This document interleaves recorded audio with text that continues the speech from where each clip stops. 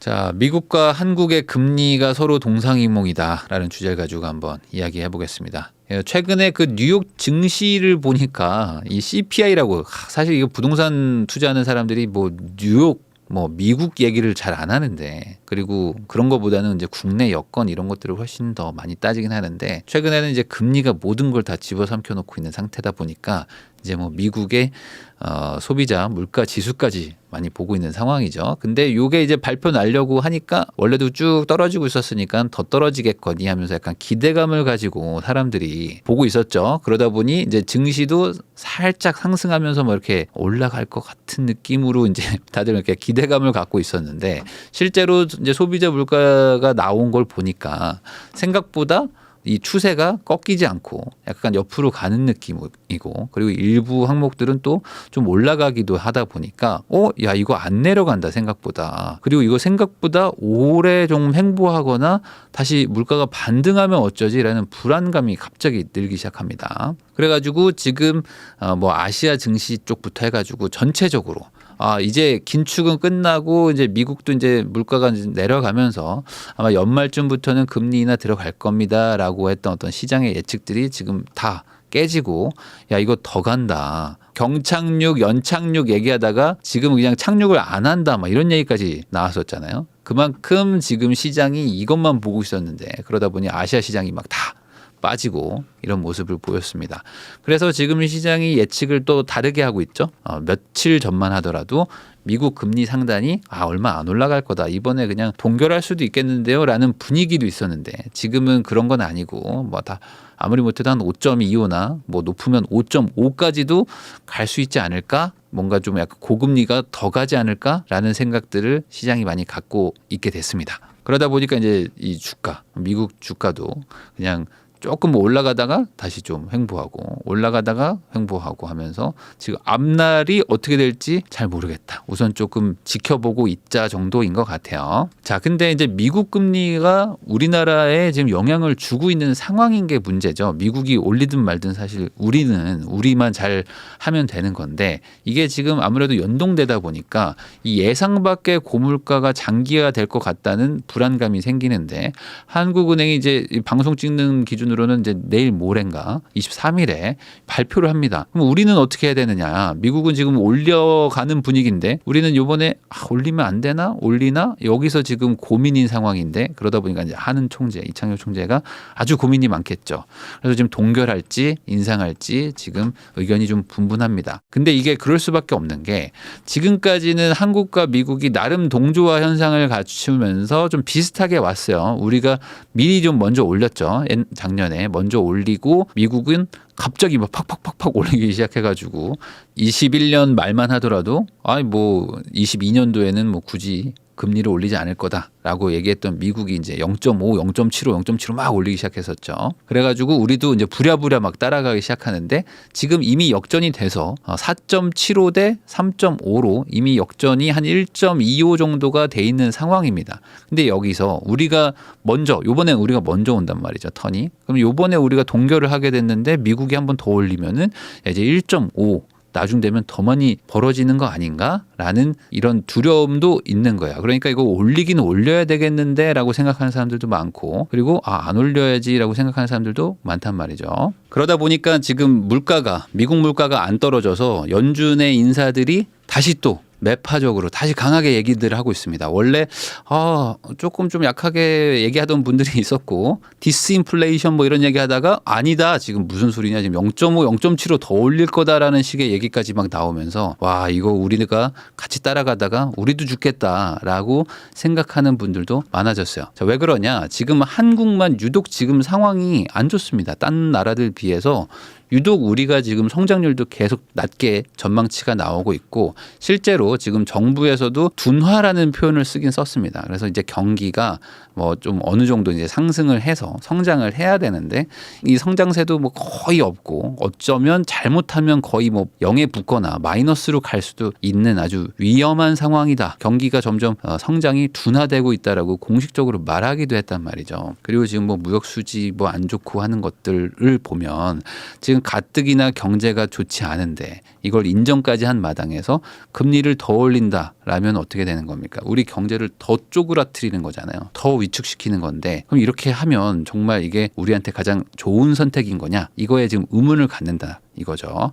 그래서 지금 한국은행 총재도 아주 지금 고민이 많을 겁니다. 우리나라 물가도 지금 잘 안 잡히고 있습니다. 5.0 갔다 다시 5.2로 좀 늘어나고 이게 좀 꾸준히 내려가 주면 이 금리 인상 효과가 이제서야 발휘되는구나라고 생각할 텐데 그것도 아니고 그리고 경제 성장률은 또 계속 내려가고 있고 이러다가 진짜 침체로 가버리면은 어디 하나 부도 나기 시작하고 하면 야 이거 이제 실업률 문제 생기고 야 이거 큰일 나는데 근데 환율은 또 갑자기 급등하기 시작합니다.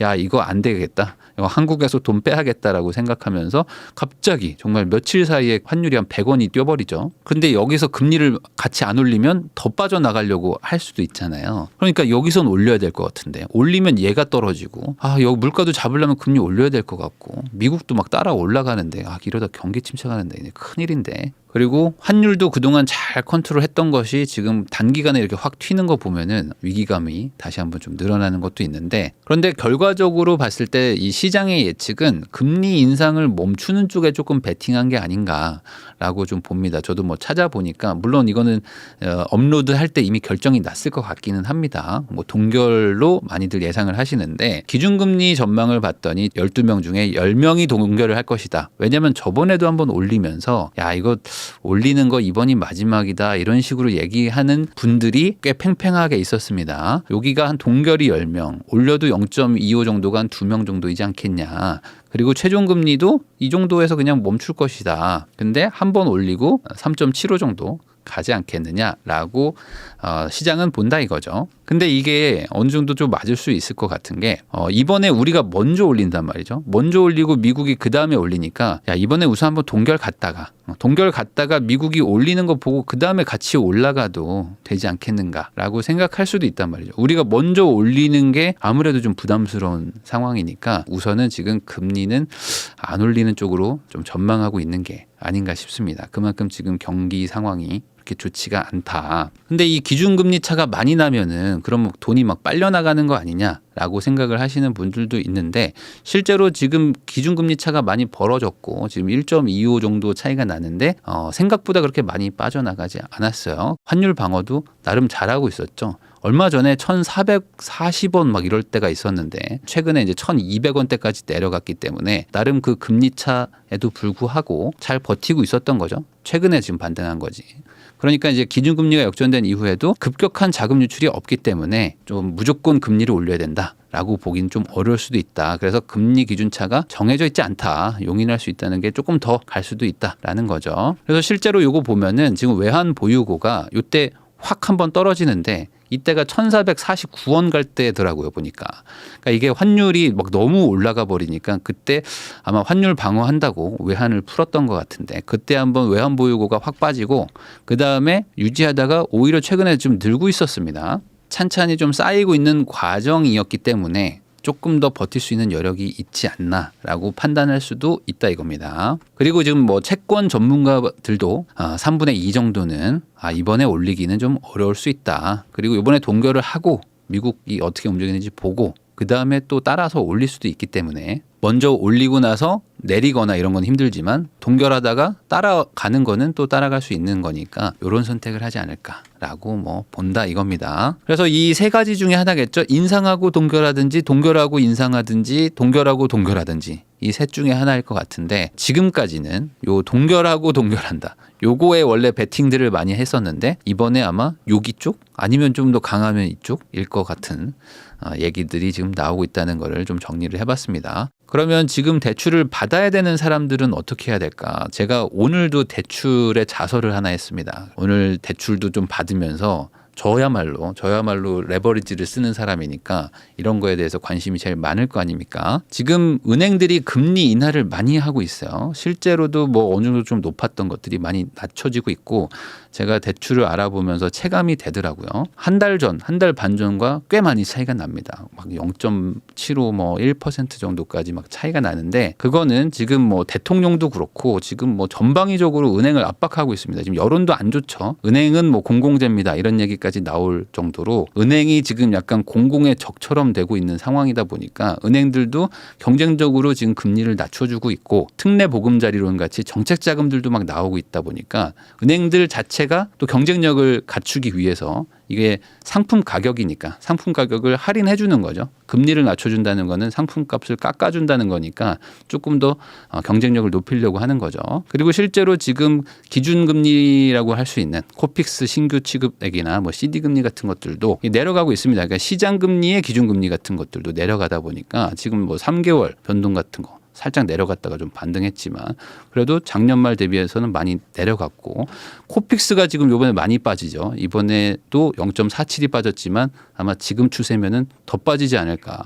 그래서 오늘 제가 또 이게 대출을 좀 받아보니까 한 5.5, 5.6 막 이 정도가 막 나오더라고요. 건물 대출 받는데 한 요 정도도 나오는 거 보면은 그래도 지금이 가장 저점 중에 하나를 지나가고 있는 거 아닌가. 이 기준금리에 이 정도 나오는 거면 쉽지 않을 수도 있으니까. 그래서 지금 기준금리는 아마 뭐 한 칸 정도 더 가지 않을까. 요번에 안 올리더라도 아마 시장금리는 조금 더 미국 금리를 따라가려고 하지 않을까 생각해 보면 지금 딱 현재를 봤을 때 단기적으로는 지금이 좀 금리의 저점일 수 있을 것 같고 그리고 가산금리는 지금 정부가 막 정책적으로 막 누르고 있기 때문에 이것도 지금 좀 낮은 편이고 그러니까 얘는 올라가지만 얘가 내려가서 전체적으로는 그래도 좀 눌려 있는 구간이라고 봅니다. 이게 장기적으로는 모르겠지만 지금은 그래도 좀 저점이고 그리고 특례 보금자리론도 민간에서 금리를 낮춰주니까 야 우리는 더 낮추겠다. 우리 더 낮출게. 특례 보금자리론 더 깎아줄게. 뭐 이런 식으로 지금 나오고 있어가지고 단기적으로 봤을 때 대출을 지금 받아야 되는 분들 특히 뭐 전세를 빼줘야 된다든지 실거주로 들어가야 되는 분들 입장에서는 지금 정도가 그래도 대출을 받기에는 적절한 시절이 아닌가. 제가 한 작년 12월부터 1, 2월 계속 지금 대출을 알아보고 있는 과정에서 지금이 그래도 꽤 대출 조건이 괜찮긴 하더라고요. 그런 것도 감안해서 선택하시면 좋겠습니다.